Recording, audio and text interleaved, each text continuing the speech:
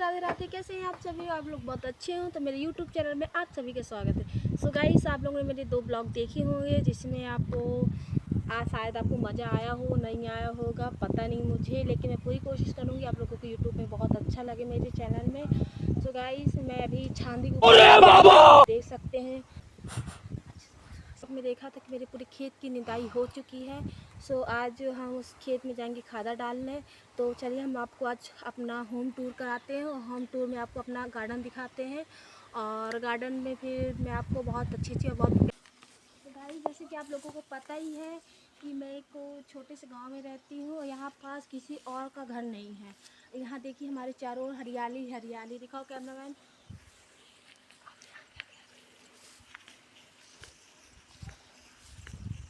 यहाँ शुद्ध और देसी हवा मिलती है हमारे गांव में, क्योंकि यहाँ शहर जैसे फैक्ट्री या और कुछ नहीं है कि प्रदूषण हो, और इस कारण हम लोग बहुत स्वस्थ रहते हैं। तो गाइस, ये आम का पेड़ है, ये जो मैंने लगाया था, कम से कम हो गया होगा 1-1.5 साल हो गए इस आम का पेड़ को।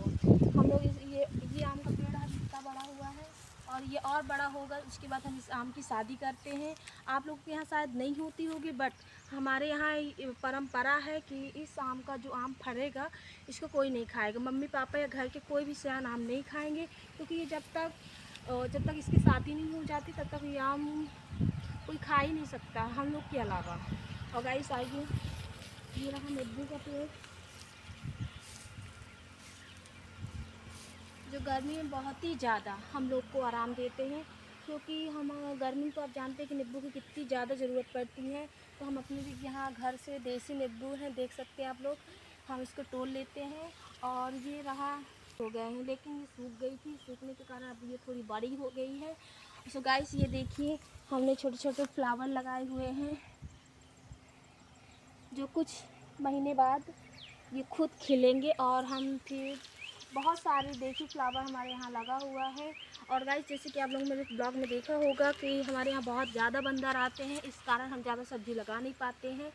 और फिर भी देखिए हल्का फुल्का सब्ज़ी वब्जी लगा लेते हैं, लेकिन बंदर के कारण हमारे यहाँ का कुछ भी कुछ भी नहीं बचता है। सो गाइस, मैं आज जानी पापा के साथ खेत बारी बंधवाने, क्योंकि हमारे यहाँ जैसे कि आप लोगों को पता है, मैंने आपको अपना खेत दिखाया था और खेत में मेरी धान कुछ ज़्यादा ही बड़ी बड़ी हो गई थी। उस कारण चारों तरफ से गुरुआ घुसते हैं तो हमारी पूरी धान खा लेते हैं।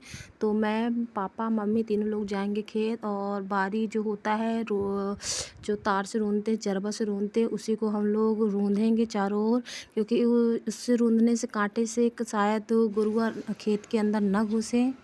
ये देखिए मैं जरबा लेके जा रही हूँ, मम्मी भी मेरे पीछे पीछे आ रही हैं।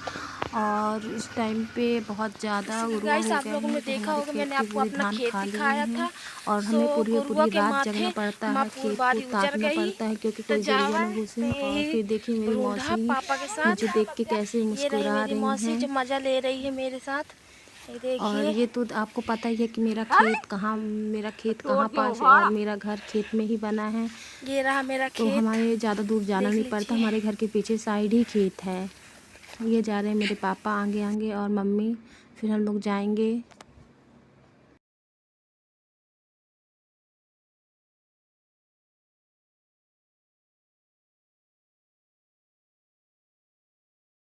हम लोग अपनी पैर की गति तेज करके हम लोग खेत फाइनली पहुंच गए। आप लोग देख सकते हैं मेरा नंदू बंधा हुआ है। नंदू हम लोग को देख के ज़्यादा ही खुश हो गया था, क्योंकि बेचारा वो अकेले चल रहा था, इस कारण।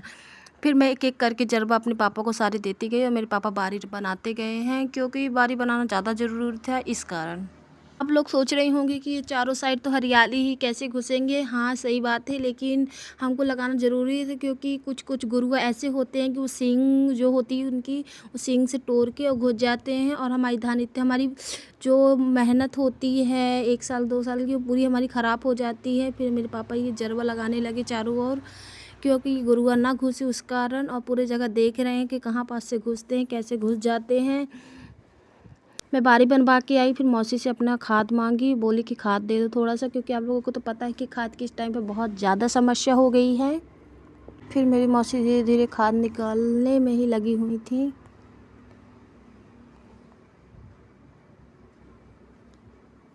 फिर मैं खाद लेके अपने खेत की ओर चल दी। आप लोगों को जैसे पता ही कि ना मेरा खेत ज़्यादा दूर नहीं है, इसलिए मुझे कोई समस्या नहीं। और खाद की इस टाइम पे इससे ज़्यादा समस्या हो गई कि हमें कहीं भी खाद मिलना मुश्किल हो गया है। कम से कम यहाँ से हमको कम से कम 30 किलोमीटर 40 किलोमीटर जाना पड़ता है और एक 2 3 दिन लाइन में लगना पड़ता है। फिर मैं खेत पहुँच गई। फिर मैं पापा जब तक बारी रूंद रहे थे, पापा बोला तू ही खाद डाल दे, तो मैं सोची क्यों ना आज खेत में मैं ही खाद डाल देती हूँ। गाइस, खेत का काम करना कोई शर्म की बात नहीं है, मुझे बहुत अच्छा लगता है खेत का काम करना, क्योंकि मैंने मम्मी पापा को देखा है कि वो खेत का काम करते हैं, इस कारण मैं भी खेत का काम करने में उनकी हेल्प कर देती हूँ। इसमें कोई शर्म वाली बात ही नहीं है, क्योंकि अपने घर का काम कोई शर्म वाली बात नहीं। फिर मैंने खेत में खाद डाला पूरे खेत में। उसके बाद मैंने सोचा क्यों ना मैं चारा काट लूँ, मम्मी जब तक रेस्ट कर लेंगी, तो मम्मी रेस्ट करने लगी और फिर मैं धीरे धीरे करके चारा काटने लगी। फिर मैं आराम से बैठ के चारा काटने लगी, क्योंकि मेरे से चारा काटते बनता है, लेकिन फिर भी मैं बहुत कम काटती हूँ, क्योंकि मम्मी मेरी ज़्यादा खेत का काम करती हैं। मैं को तो कभी कभी उनकी मदद करने के लिए आ जाती हूँ, क्योंकि मेरी मम्मी मेरे को खेत में आने नहीं देती हैं। सो गाइस, फाइनली मैंने चारा काट लिया है और मम्मी मेरी चारा बांध दी हैं। और फिर मैं जाऊंगी धीरे धीरे घर की ओर, क्योंकि मैंने खाद भी डाल लिया और चारा भी काट लिया है। चारा और खाद का टफ लेके मैं जा रही हूँ घर की ओर।